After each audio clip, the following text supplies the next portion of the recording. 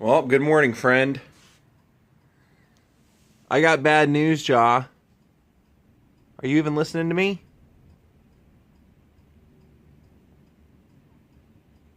I don't know how I did it, Jaw, but I sprained my ankle. I noticed it when I was coming home last night, and it hurts bad. Now, unfortunately, I made a promise to some people that I was going to go do the Three Stooges stairs this week, and today was the day I was going to do it. Probably not the best day to be going up and down stairs, but for our friends and fans and audience, we are going to tape the hell out of my ankle, and I'm going to go do it anyway. I'm going to leave you here. But guys, I don't know what's going to be in store today because honestly, my ankle hurts worse than it's ever hurt when I've ever sprained it before. I remember kind of like vaguely walking off the side of the sidewalk and going, ooh, that could have been bad. That might have been what did it. I don't know. I just don't remember, but it hurts a lot, so I'm going to tape it up, go hit the Stooges stairs, do that, come home, and then I can't promise what's going to happen the rest of the day. He doesn't seem like he's ready to wake up anyway, so. Daze with Jordan the Lion begins, well, at some point today. Nope, couldn't get out of bringing him to the park, even with a sprained ankle. Give him some time here, because I don't have to do much. I can just go sit over here at this picnic table. You know, I was thinking about something. I saw somebody mention their wallet, and I was thinking, you know, it's kind of funny how men keep their wallet for so long. I mean, I think I've had my wallet for 5 years, and I only got rid of my last one because different parts of it were really starting to break it off, and it reminded me of this thing that my friend Joey Diaz used to tell me. He was kind of raised with a mother who believed in Santeria, and one of the things that he used to say was, he goes, when that bank account hits zero, or that wallet's empty, you throw that piece of shit away. That thing's the kiss of death. You get rid of that.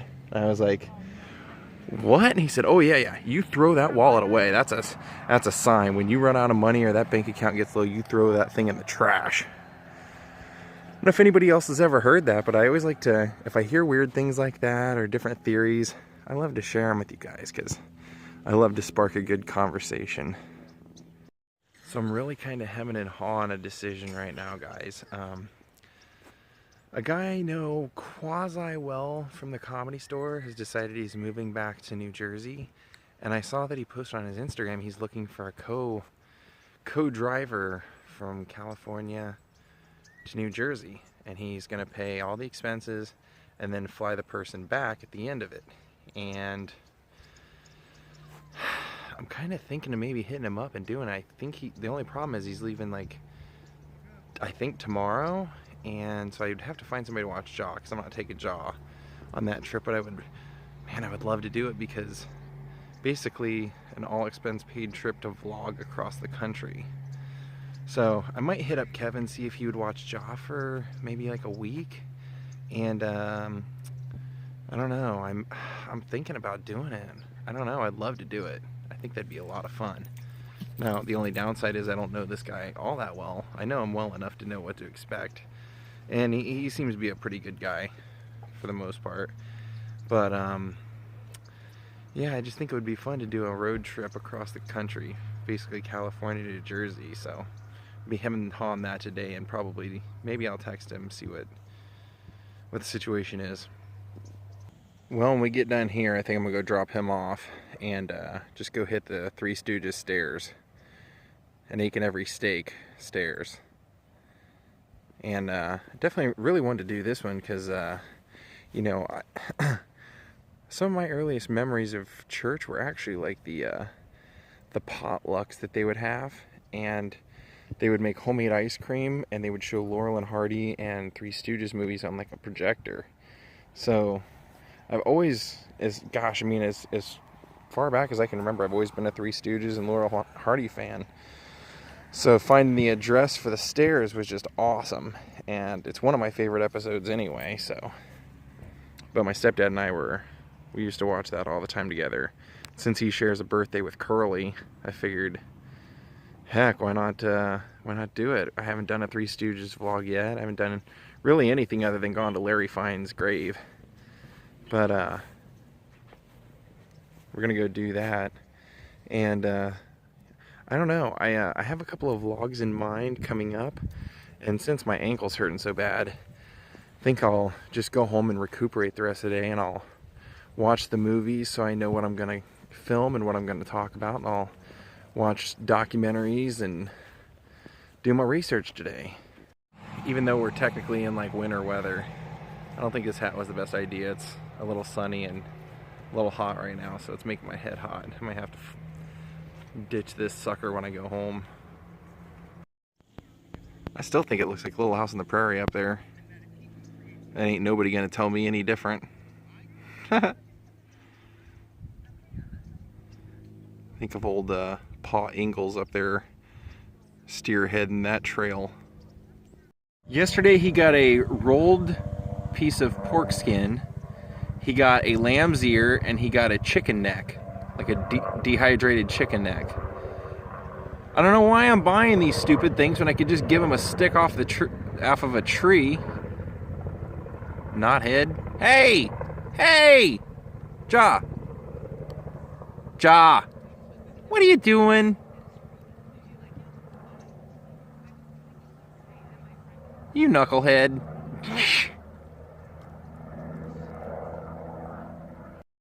So to get to the Three Stooges stairs, I actually have to take this really insane, gigantic, monstrous hill of a street that just goes up, and then it goes down, then it goes up, then it goes down, and it's called Baxter Street. And it's pretty well known, and I used to always have to drive it at night. If you don't have great brakes, it's a real nightmare. But I once watched a video recently of a guy riding a skateboard down it, and he had to like walk up and down to find where all the little potholes were and everything, and he actually did make it from the top to the bottom without wrecking. Pretty crazy. I also think that Baxter Street is, if you remember the movie License to Drive, there's that scene where Les Anderson's taking his driver's test, and he can't spill the cup of coffee, so he's going up that really steep hill, and he's stopped at the top, and the coffee's almost spilling into Uncle Phil's lap. I'm pretty sure that was the top of Baxter Street as well, so you might recognize it from License to Drive.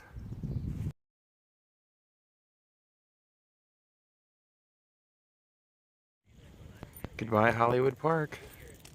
This is the famous Baxter Street. Look how ridiculous this hill is. And then going back up, this is known as like one of the worst hills in pretty much anywhere. And we gotta go up it to get to our next location anyway, so see what the old Toyota's got in her. I almost probably should have downshifted for this. As we got over that hill, I did have to downshift just to get up the hill. We got to go back down another one. How ridiculous is this thing? Good golly.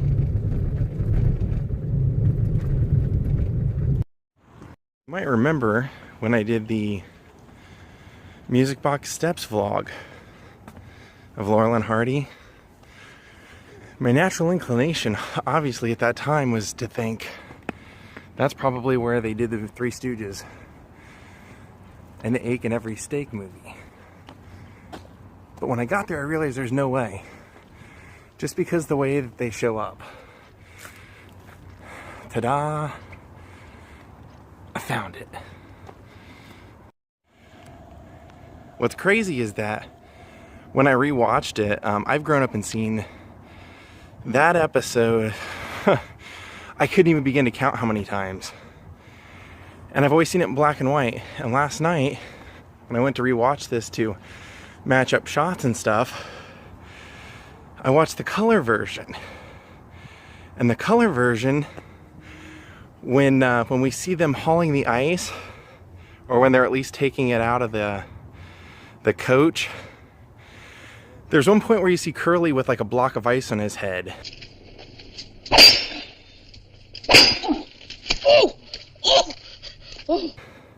But then you see him grab like an ice block and throw it like a bowling ball.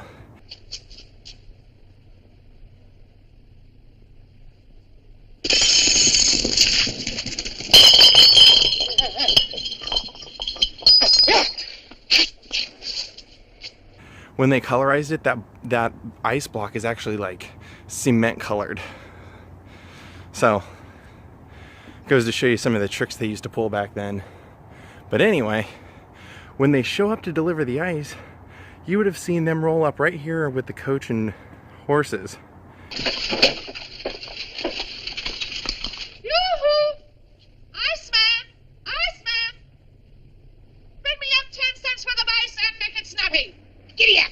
Isn't that crazy? And they would have unloaded the back of everything right here. They would have pulled the ice out. I'm going to try and match up some stuff. Oh! Hey! You almost broke the ice! I'll break your head.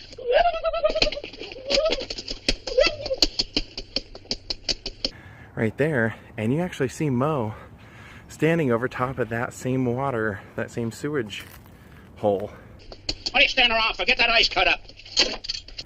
And what's kind of cool to me is that you guys remember when we did the music box steps. Those steps originally did not have any railings or anything, and now they do. Well, when the Three Stooges filmed this, they did have the railings, and these are the same ones. Here! Here! Here? No, up there. Get going.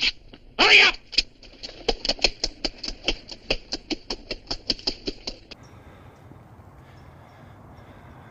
How cool is that? I'm gonna start working my way up, and I'm gonna start trying to match up some shots that I was able to see. And you know what? I'm just gonna take you guys for the walk with me, because they don't. What you remember is, if you haven't seen this, go back and watch it on YouTube. The whole purpose to this episode was that these guys they haul ice blocks for people to cool their refrigerator. And the joke of it is that this day in particular is so hot that every time Curly runs up these stairs, his ice blocks melted down to a cube. And one of my favorite parts is when he finally gets to the very top and meets up with the lady at the top, and she looks at the ice cubes and goes, "What is that?" And he goes, "Free sample," and then turns around and runs back down the stairs. Here you are, lady. Where did I put it? You can put that piece in your pocket. Hey, Mo! Look! How do you like that? We forgot to allow for shrinkage. Free sample. And then one of the times he runs all the way up to the top and drops the ice and breaks it into cubes. And then they try a relay. Yeah, that gives me an idea. We'll relay it. Hey, you! Wait on that fifth flight! You take the third flight and don't do anything to see the whites of my eyes. What a brain. And I'm going to match up the relay shots, and you can kind of tell it's pretty easy to match them up, because right off to the side here, there's breaks in the railing. So you can kind of tell if these trees weren't here. There's a point right here where we see Larry running up and receiving a handoff, and you can see the I think it would have been a different building, but you can see that building right there in the background.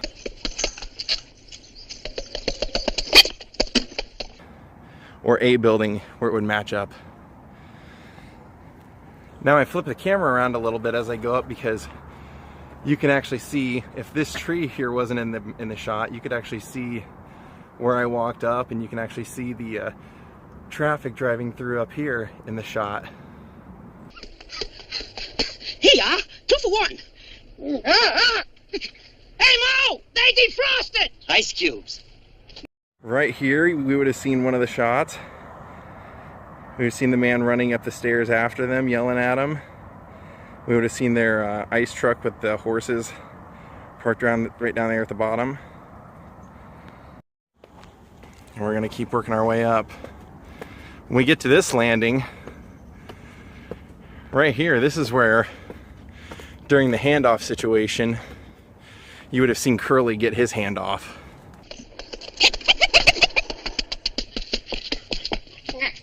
Hey, fellas! Look! I made it! Why, you turn a head out, you wanna... Wait a minute! And like I said, it's almost like they made this for filming, because they made all these little break-offs and little flatlands they actually have it so that they could get shots here. And I think most of the shots would have been done a little closer down there. There is one point where they take one up here because you can see both landings that are down in front of us. And you can actually recognize this shot when the whole crew goes sliding down the stairs at the end. I'm gonna keep working my way up because... Why didn't you think of this before? I did. What a brain. Come on, get moving out of here. Hey, up. Let's go.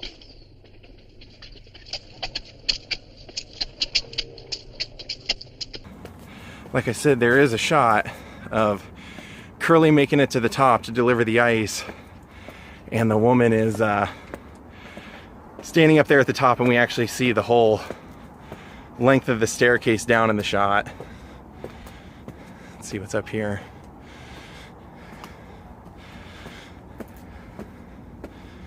Here's what's at the top.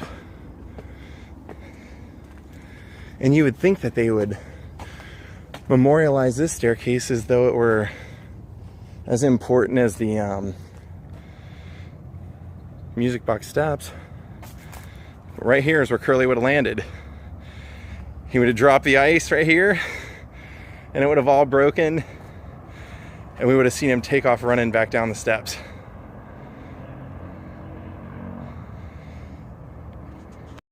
Like I said, one of the things that I really love about these steps is that the original railing is here. And I'm guessing these probably would have, some of these would have still been here. These houses are pretty old.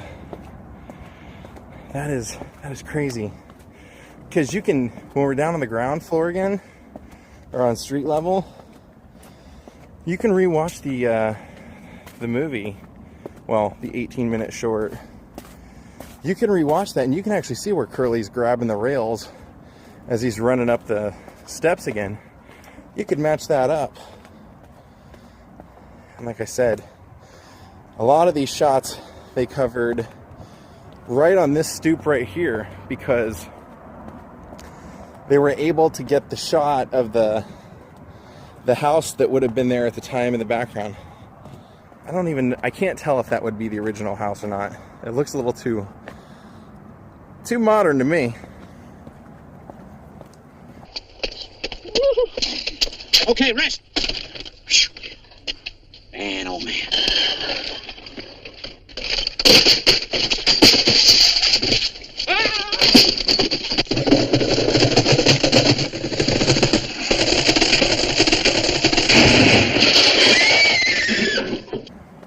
But we had a great episode.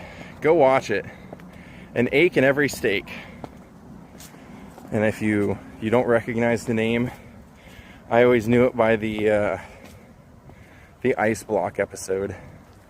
That's also the same episode. Eventually, when they're inside the house, they end up making that cake that falls, and they stick the air tube in it and try and pump it back up.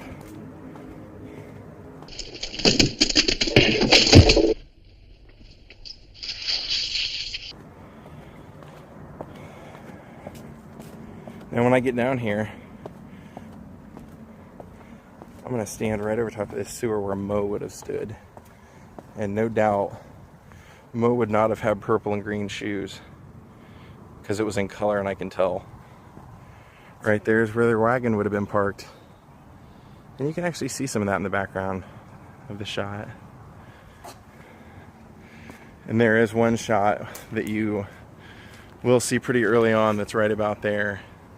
And that's where you see Curly go running back up the stairs. Well, if anybody'd like to meet up with me and be on the vlog, and you live in Los Angeles, I'm going to be here on Christmas night.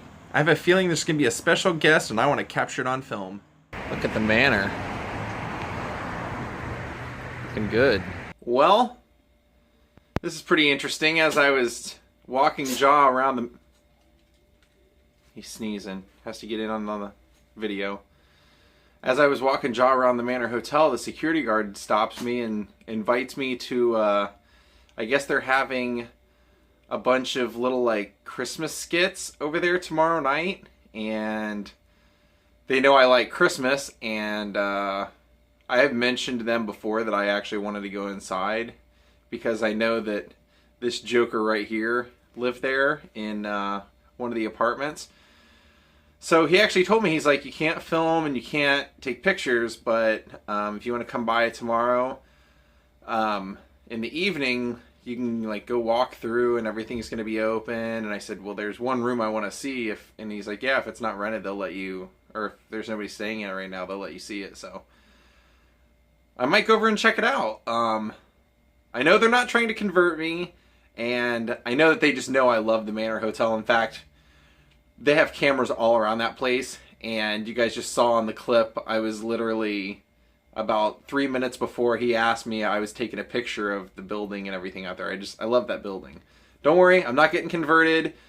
I've lived here a long time. I think they've given up on me long, long ago.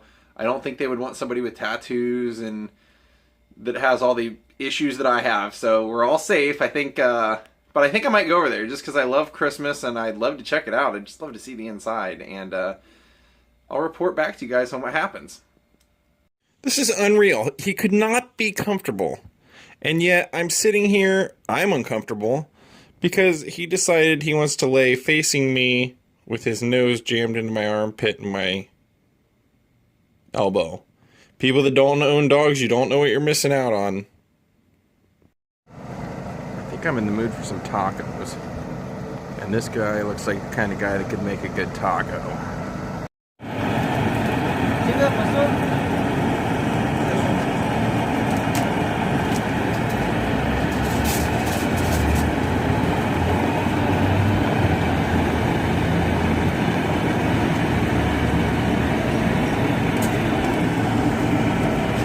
Nice aim.